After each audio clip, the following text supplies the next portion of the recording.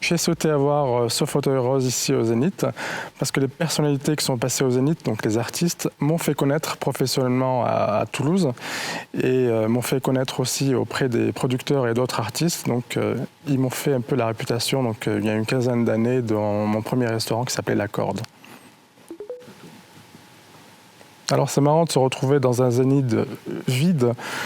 C'est la première fois que je le vois comme ça, donc j'ai toujours vu plein à craquer. Et ce qui est marrant, c'est de se retrouver sur scène, tout simplement. D'habitude, on est aux côtés des spectateurs ou dans les coulisses. J'ai eu la chance d'être souvent en coulisses avec des artistes comme Johnny Hallyday, Laurent Gérard, Mylène Farmer et compagnie. Donc voilà, il est pour moi. À l'époque, ce qui était sympa, c'était d'arriver, voir la salle pleine, donc aller avant le concert, saluer l'artiste et ensuite se mettre en place ici dans cette salle pour voir le show.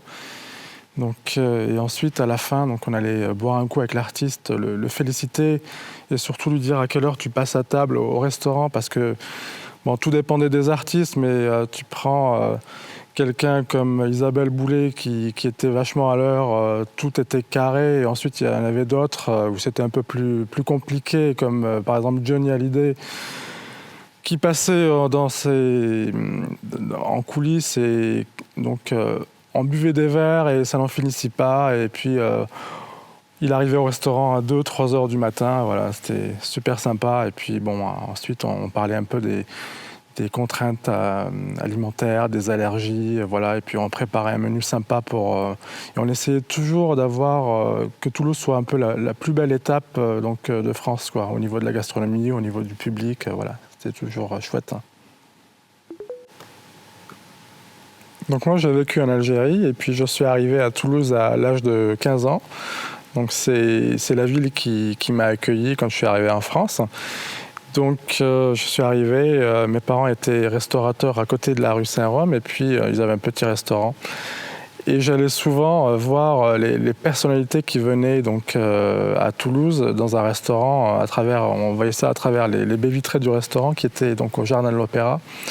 Et donc je me suis dit un jour j'aimerais bien les avoir dans mon restaurant aussi, j'aimerais faire ce métier grâce à ça, quoi. Et donc, quelques années après, j'ai ouvert mon restaurant et puis je les ai eus, quoi, ces artistes-là. Donc, j'ai un lien très fort avec ce Zénith. Et puis voilà, donc ma vie professionnelle a commencé à Toulouse. Ensuite, je suis parti sur Paris, Londres, New York. Ensuite, à Toulouse pour monter ma première affaire, que j'ai eue pendant 10 ans. Et ensuite, j'ai requitté Toulouse pour Paris et la région parisienne pendant 10 ans, et là je suis revenu encore une fois à Toulouse, c'est une ville où je me sens bien. Alors je suis très heureux d'être ambassadeur de Toulouse. Ça fait déjà un moment que j'essaye de porter un peu le drapeau toulousain ailleurs, un peu à l'étranger. Donc j'avais fait des événements déjà avec vous sur Saragosse, San Francisco, Barcelone, et puis avec mes déplacements un peu partout en France, mes déplacements pro. Bien sûr via mon restaurant M, mais je représente Toulouse à chaque fois.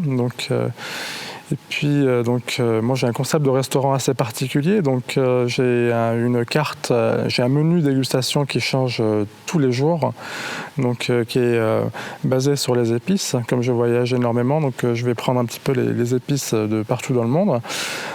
Et en fait, je travaille avec les produits locaux, locavores, Toulouse un peu et ses environs. Et un peu plus large au niveau du poisson, bien sûr. Et les faire voyager à travers mes épices. Donc c'est une cuisine contemporaine, basée un peu sur les goûts, les textures, les couleurs. Alors j'ai 2 gros projets cette année, c'est des projets de bouquins, de livres de cuisine. Donc le premier est très scolaire parce que je suis en train de revoir un peu la base des sauces en France, tout ce qui est fond, fumée de poisson et autres. En fait, c'est vraiment la base des sauces de la gastronomie française. Donc, bosser avec les écoles hôtelières pour renouveler un peu ces bases-là, pour les moderniser. Et le second, qui a un lien avec, entre autres avec le Zénith, c'est je suis en train de faire la maquette en fait pour préparer un bouquin de cuisine avec des artistes. En fait, une recette, un artiste, et en fait, on va parler aussi de l'émotion, partage, la création, parce qu'en fait, nos métiers sont un peu liés, donc on a le stress, on fait un show pendant le service, hein, comme au restaurant, on crée des recettes, et le but c'est de satisfaire le client, lui donner de l'émotion. On peut avoir de l'émotion en écoutant une musique, on peut avoir une émotion en goûtant un plat. Voilà, donc c'est très lié. Donc, bon, c'est un bouquin qui est un peu compliqué à faire, mais on est en train de le faire tout doucement. Donc après 2 années complètement compliquées que nous venons de passer, donc le spectacle vivant reprend, le Zénith est ouvert, les artistes reviennent. Donc je vous invite à venir voir les shows, les concerts, et surtout venez au restaurant après le concert.